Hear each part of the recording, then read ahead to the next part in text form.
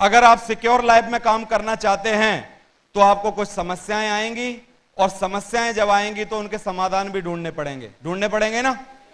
चलिए तो इस बिजनेस की कुछ समस्याओं और समाधान के बारे में बात करते हैं।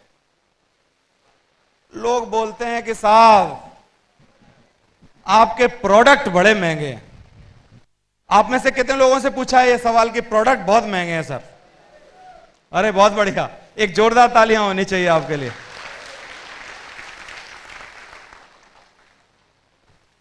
तो आप देखो आंसर क्या देना है उसको। हमेशा जब भी आपसे कोई सवाल पूछा जाए, सबसे पहली चीज, सबसे बड़ा नुस्खा जो आपको बता रहा हूं वो क्या है, वो आजमाइए।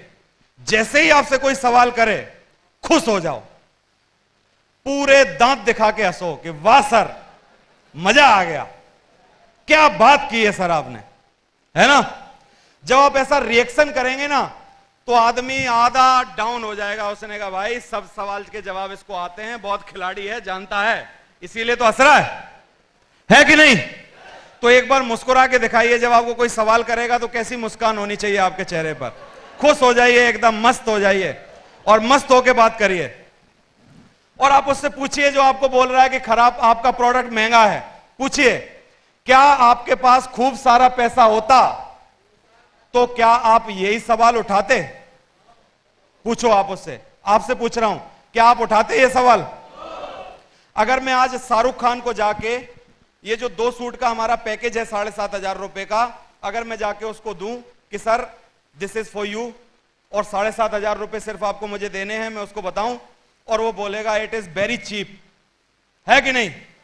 वो बोलेगा ये मेरे मतलब की चीज नहीं है, 7,500 में 2 सूट मुझे जमते नहीं है कि नहीं? क्योंकि वो आदमी 2 करोड़ रुपए की टाई बांधता है। कितने की? शाहरुख खान के पास 2 करोड़ रुपए की टाई भी है, तो वो आदमी को 7,500 रुपए के 2 सूट महंगे लगेंगे क्या, बताइए? लेकिन लोग बोलते हैं कि साहब आपके प्रोडक्ट बड़े महंगे हैं। तो इसका सही जवाब क्या है वो बताता हूं आपको। आप उससे पूछो कि अगर आपके पास खूब सारा पैसा होता तो आप यही सवाल उठाते? वो बोलेगा, चुप हो जाएगा, बोलेगा नहीं कुछ। फिर आप दूसरा सवाल करिए उससे। इसको ऐसे नहीं कहा जा सकता कि आपकी आमदनी कम है।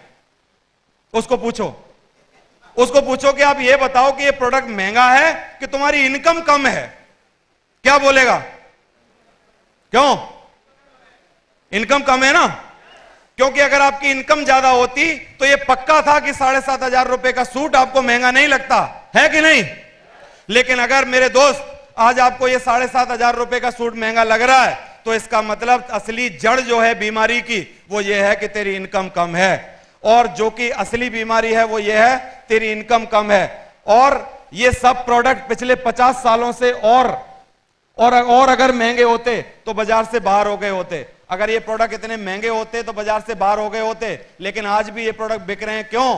क्योंकि ये महंगे नहीं हैं, महंगी चीजें बिक रही हैं, बाजार में लोग खरीद रहे हैं। लेकिन तू मेरे दोस्त क्यों नहीं खरीद पा रहा है? क्योंकि तेरे पास आमदनी नहीं है।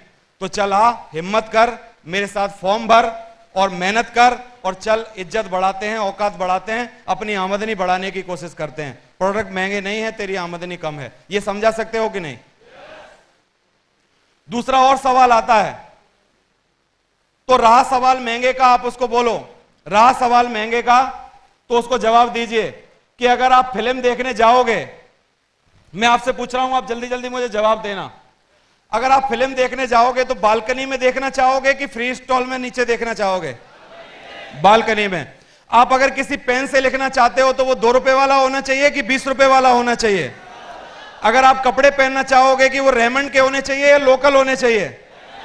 अगर आप ऑफिस जाना चाहते हैं तो साइकिल से, लिफ्ट लेके, या स्कूटर से, या कार से जाना चाहोगे?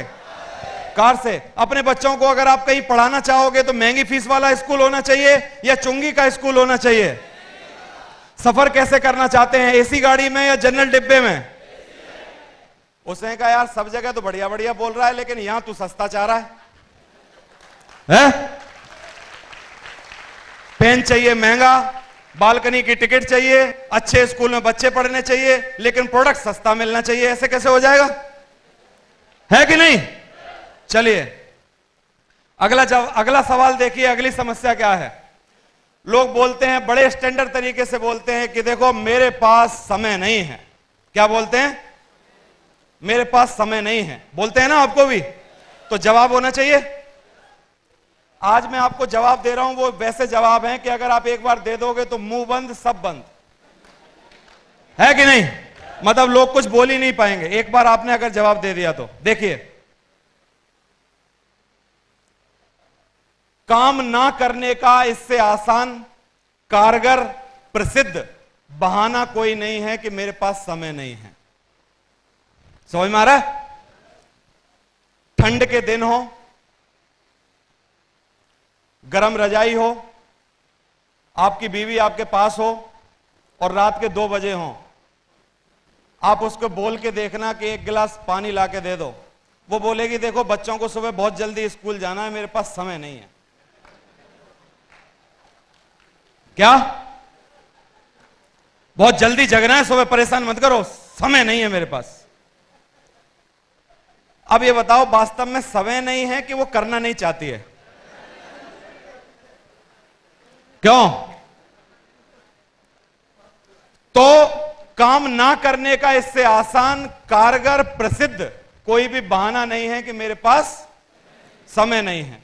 जब भी कोई आदमी आपको बोल रहा है कि मेरे पास समय नहीं है, तो सिर्फ एक ही चीज अपने दिमाग में कमांड देना कि ये बहाना बना रहा है, क्योंकि समय तो सबके पास है जितना भगवान ने दिया है कि नहीं? बताओ। तो फिर इसका कोई जवाब भी होना चाहिए ना। उससे क्या आप मुंह पे बोल सकते हो कि तुम बहाने बना रहे हो? ऐसे नहीं बोलना। तो अभी क्या बोलना है वो देखो। अगर इतने दिनों तक आप समय काम करके आपके पास समय नहीं है और आप उसको अर्जित नहीं कर पाए हैं, तो मेरे दोस्त इसमें कमी किसकी है उसको ये पूछो। क्यों? अगर आपके पास इतने सालों से काम करने के बावजूद आज अगर आपके पास समय नहीं है, तो इसमें कमी किसकी है? कसूर किसका है? अगर आपके पास समय नहीं है तो आप दूसरा सवाल उससे करो कि पैसा तो खूब होगा आपके पास है? तो वो रो देगा, पेंट उतार देगा, बोलेगा साहब पैसा भी नहीं है, बोलेगा समय भी नहीं है और पैसा भी नहीं है ना? तो अगला सवाल देखो क्या करना है। तो आप उसको पूछो कि जब साहब आपके पास समय भी नहीं है, पैसा भी नहीं है, तो फिर तुम कर क्या रहे हो? भाई समय नहीं है तो पैसा बहुत होना चाहिए ना, और पैसा नहीं है तो समय होना चाहिए, और दोनों ही नहीं है तो फिर तू करता क्या है कि नहीं? और उसको बोलो कि देखो साहब, समय तो बर्तन वाली बाई के पास भी नहीं है। अगर कोई औरत आपके यहां बर्तन मांजने आती हो, 200 रुपए आप उसको देते हो, और आप उसको बोलना कि देखो 2 घंटे लेट जाना, आज हमारे कुछ रिश्तेदार आ रहे हैं और आप उनके भी बर्तन साफ कर देना बाद में, तो बोलेगी सर समय नहीं है मेरे पास, दूसरे के यहां जाना है मुझे। है? समय उस बर्तन वाली बाई के पास भी नहीं है और समय आपके पास भी नहीं है, तो उस बर्तन वाली बाई में और आप में कितना अंतर है, आप ये कोशिश करो ढूंढने की, है कि नहीं? अगर समय आपके पास नहीं है तो इसका मतलब, इसका कारण क्या है? तो समय, अगर किसी कारण से समय की जरूरत आपको पड़ गई और अगर आपके पास समय नहीं है, तो मेरे दोस्त आपका क्या होगा? आप उसको पूछ के देखो, क्या करोगे? जब प्यास लगेगी तब कुआं खोदोगे कि कुआं पहले से खोदना चाहिए? उसको पूछो। क्यों? कुआं पहले खोदना चाहिए कि जब प्यास लगे तभी खोदना चाहिए? पहले से ना। तो आ जाओ मेरे साथ, आ जाओ, उसको बोलो जिसे नहीं करना व्यस्तता का कंबल ओढ़े रहेगा और वो कभी नहीं करेगा। आप कितने लोगों ने चूहा देखा है आज से पहले? चूहा, मैं गारंटी से बोल सकता हूं, आपने कभी भी चूहा जब भी देखा होगा ना, भागते हुए ही देखा होगा, क्योंकि चूहा कभी चलता ही नहीं है और वो सबसे ज्यादा बिजी है, उसके पास समय ही नहीं है, बिल्कुल दौड़ता रहता है, हमेशा भागता रहता है कि नहीं? और कभी रुकता नहीं है, कभी भी कहीं रुकता नहीं है, भागता रहता है इधर से उधर, इधर से उधर। तो उससे पूछो दोस्त, कौन सी जिंदगी जी रहे हो आप? है? समझ में आ रहा है? तो उसको पूछो कि अगर वास्तव में समय कमाना है तो आप मेरे साथ आ जाओ, मिलके काम करते हैं और काम करना चालू करते हैं, जिंदगी बन जाएगी। तीसरा सवाल क्या है वो देखो। बहुत सारे लोग आपको बोलते होंगे कि साहब मैं काम तो कर लूंगा लेकिन मैं किसी को राजी नहीं कर पाऊंगा, बोलते हैं ना। जवाब दो उसको। उसको बोलो कि अगर आप राजी नहीं कर पाओगे तो आज से पहले आप कुछ ना कुछ प्रमोशन तो करते ही होगे, आप करते हो कि नहीं प्रमोशन? शर्ट बताते हो कितनी बढ़िया है, कहां से लेके आए हो, टाई बताते हो, साबुन बताते हो ना? तो आप उसको पूछो, कुछ ना कुछ बोलते होगे। डॉक्टर, वकील, स्कूल, साबुन, ये सब बताते होगे। क्या आप किसी को राजी नहीं कर सकते तो आप क्या हैं उसको पूछने की कोशिश करो। अगर आप किसी को राजी नहीं कर पाते हैं तो आज आप क्या हैं उसको पूछो। राजी करना सीख कर अगर आपके नाती पोतों को इनकम आती रहे तो चलो राजी करना सीख लो ना, ट्रेनिंग में चल के। क्या तकलीफ आ रही है बताओ उसको। समझ में आ रहा है? आज से पहले अगर आपको राजी करना नहीं आता तो चलो शुक्रवार को ट्रेनिंग में चलो, मैं सिखवाऊंगा आपको राजी कैसे करते हैं। और आप उसको बताओ अनुपात का नियम क्या होता है। अनुपात का नियम मैं आपको बता देता हूं। दुनिया में हर जगह जहां भी कुछ ना कुछ काम होता है वहां एक नियम लागू होता है। क्या नियम है वो? अनुपात का नियम। यानी कोई भी चीज जब आप लोगों के साथ करोगे और भीड़ के साथ करना चाहोगे तो एक नियम लागू होगा। 10 लोग आपकी बात सुनेंगे, 7 मानेंगे, 4 करना चाहेंगे, 2 आएंगे, 1 करेगा। समझ में आ रहा है? और ये अनुपात का नियम सिर्फ ये नहीं कि सिक्योर लाइफ में चलता है, दुनिया की हर जगह चलता है। बड़े से बड़े शोरूम बने हैं, क्या जितने शोरूम पर ग्राहक जाते हैं सारे खरीद के आते हैं? 10 जाते होंगे, 7 को समझ में आता होगा, 4 डिसीजन लेते होंगे, 2 मन बनाते होंगे, 1 कोई खरीदता होगा। यही बात होती होगी कि नहीं? ठेल वाला सुबह सब्जी की आवाज लगाना चालू करता है, 10 आवाज सुनते होंगे, 7 को समझ में आता होगा कि लेनी चाहिए, 4 को जरूरत होती होगी और 2 लोग आते होंगे, कोई 1 खरीदता होगा। ऐसा होता है कि नहीं? तो क्या इस बिजनेस में भी यही अनुपात का नियम काम करेगा कि नहीं करेगा? इसलिए घर से निकलने से पहले मत देखिए कि बत्ती हरी है कि लाल। अगर आप घर से निकलने से पहले अगर फोन करके इंस्पेक्टर को यह पूछना चाहते हो कि साहब फिरोजाबाद जाना है, जरा देख के बताओ सारी बत्तियां हरी हैं कि लाल हैं, जा पाओगे कहीं? लेकिन बिंदास अपने घर से निकल जाओ, हरी लाल की चिंता मत करो। आप जैसे ही जाओगे तो या हरी हो या लाल, धीरे धीरे क्या होगा, आप फिरोजाबाद पहुंच ही जाओगे। ऐसा होगा कि नहीं होगा? डॉक्टर बनो, मरीज अपने आप आ जाएंगे। डॉक्टर बनने की कोशिश करिए। पिंजरे का पंछी मत बनिए। पिंजरे का जो पंछी होता है वो क्या होता है, आजादी के लिए हमेशा उम्मीद करता रहता है लेकिन कभी भी उसका प्रयास नहीं करता है कि वो उड़ता है। काफी सारे पिंजरे के पंछी ऐसे होते हैं जब उनको पिंजरे से आजाद भी कर दिया जाता है तो तोते के बारे में खास करके ये बताया जाता है कि तोता पूरे दिन उड़ाता है फिर आके उसी पिंजरे में बंद हो जाता है। ऐसे होता है कि नहीं? तो पिंजरे का पंछी बनने की जरूरत नहीं है, उसको आप समझाइए। तो अगर ये सब बातें अगर आप बताओगे तो मान जाएगा कि नहीं मानेगा? चौथा सवाल, आपका फेवरेट सवाल क्या है, जरा पढ़ के बताओ। कंपनी भाग गई तो क्या होगा सर? मैं एक आदमी से मिला, बात किया, उसको चेक दिखाए, लाखों रुपए बताए, बाद में क्या बोला जानना चाहते हो? कि शर्मा जी अभी बहुत उछल रहे हो, जब देखेंगे जब कंपनी भाग जाएगी। क्या बोला? अभी बहुत उछल रहे हो, जब देखेंगे जब कंपनी भाग जाएगी। समझ में आ रहा है? मतलब हर आदमी को क्या डर है कि कंपनी कहीं भाग तो नहीं जाएगी। तो आप उससे सिर्फ एक सवाल करो, उसका मुंह बंद हो जाएगा। क्या? ये देखो, आप उसको बोलो कि साहब कंपनी की लागत है 8 करोड़ और तुम लगा रहे हो 8,000, तो ये बताओ पहले कौन भागेगा? क्यों? कंपनी भाई 8 करोड़ लगा के धंधा कर रही है और तुम 8,000 लगा रहे हो, तो पहले भागने के चांस किसके हैं? आपके ना। आप उसको ये नहीं बोल सकते हो तो उसको 4 कारण बताइए। 4 कारण क्या है? कंपनियां 4 तरीके की होती हैं, आप उसको समझाइए। सबसे पहली जो कंपनी है वो प्रोडक्ट बेस्ड कंपनी है, जैसे एलजी, सैमसंग, हीरो होंडा और बहुत सारी कंपनियां। ये क्या करती हैं? प्रोडक्ट बनाती हैं और मार्केट में बेचती हैं और बेचती हैं। ये पहली तरीके की कंपनियां होती हैं। दूसरे तरीके की जो कंपनियां होती हैं वो कौन सी होती हैं? इंश्योरेंस कंपनियां होती हैं जो कि आईआरडीए की रूलिंग्स पे काम करती हैं। तीसरे तरीके की कंपनियां होती हैं जो कि फाइनेंस कंपनियां होती हैं, जो फाइनेंस से रिलेटेड काम करती हैं। है कि नहीं?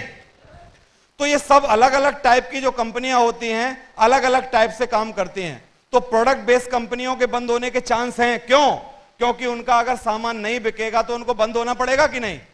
जैसे डेवू मोटर्स थी, मटीज की गाड़ी आती थी, उसकी बंद हो गई। एलएमएल की पहले मोटरसाइकिल आती थी, बंद हो गई ना, क्योंकि प्रोडक्ट की अगर डिमांड नहीं रहेगी तो क्या हो, कितनी बड़ी कंपनी हो, बंद उसको होना पड़ेगा। है कि नहीं है? और अगर आदमी को ये सब तरीके की कंपनियां होती हैं, तो जो भी कंपनी भागती है उसके भागने के 4 कारण होते हैं। एक कारण क्या है? उधारी फंस जाए। दूसरा कारण क्या है? प्रोडक्ट ना बेचे। तीसरा कारण क्या है? अगर आपकी कंपनी में जो प्रोडक्ट है उसकी डिमांड कम हो जाए। और चौथा कारण क्या है? कोई असंवैधानिक काम कर रही हो आपकी कंपनी। अगर ये 4 काम नहीं कर रही है तो कभी भी बंद नहीं होगी। क्या हमारी कंपनी की उधारी फंस सकती है? पैसा आप पहले देते हो, प्रोडक्ट हम आपको 20 दिन बाद देते हैं, बताओ उधारी कैसे फंसेगी? फंसेगी। प्रॉफिट कभी कम हो सकता है? क्योंकि प्रॉफिट पहले से कैलकुलेटेड है। हर पैकेज में से पहले प्रॉफिट निकाला जाता है, उसके बाद डिस्ट्रीब्यूशन किया जाता है, तो प्रॉफिट में रहेगी ना हमेशा। तीसरा मुझे बताइए, हमारी कंपनी के प्रोडक्ट कब बंद होंगे जिसकी डिमांड कम हो जाए? नहीं ना। और चौथा कारण बताइए कि ये जो कंपनी है, इस कंपनी में जो प्रोडक्ट हैं, क्या ये असंवैधानिक काम है कि संवैधानिक काम है? असंवैधानिक काम भी मैं बताऊं, गांजा, शराब, दारू, ये सब असंवैधानिक है कि नहीं बताइए? लेकिन भारत सरकार क्या इनको बंद कर पा रही है? क्यों? इसके पीछे सबसे बड़ा कारण जानते हो क्या है? क्योंकि भारत सरकार को इन चीजों से सबसे ज्यादा रेवेन्यू आता है। क्या आता है? रेवेन्यू आता है। तो जब रेवेन्यू की चीज के लिए वो दारू और इतनी जो खराब चीजें हैं इसको भी बंद नहीं कर रही है, तो हमारी कंपनी टैक्स देती है उस टाइम जब कोई जुड़ता है तब भी, और टैक्स देती है जब उसको इनकम आती है तब भी, और 1 नंबर का टैक्स देती है, सब भर के देती है। आपको टीडीएस देती है, 16A के फॉर्म देती है। तो बताइए ये बंद हो जाएगी? क्यों? अगर ये सब बात आप उसको बताओगे तो उसको पता चल जाएगा कि कंपनी बंद होने वाली नहीं है।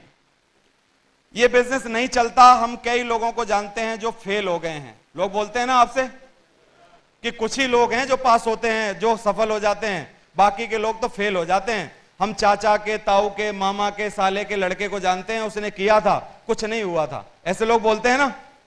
लेकिन आप उसको जवाब दो कि क्या है। आप उसको बताओ कि ये आंकड़ों से पता चला है कि अगर 50% लोग इस बिजनेस को शुरू करते हैं तो 3 महीने में छोड़ देते हैं, बाकी 40% किसी को बोलते ही नहीं है कि वो क्या कर रहे हैं। मतलब 90% की कहानी तो ये है। 50% ज्वाइन होने के 3 महीने में छोड़ देते हैं, और 40% जो रुक जाते हैं वो किसी को बोलते नहीं है कि उन्होंने कुछ बिजनेस को ज्वाइन किया है। अब डिस्ट्रीब्यूशन जो होता है सफलता का, वो कितने परसेंटेज में से होता है? सिर्फ 10% में। और आप जितने भी लोग हो यहां पर, वो 10% में आते हो। आपके लिए एक जोरदार तालियां होनी चाहिए।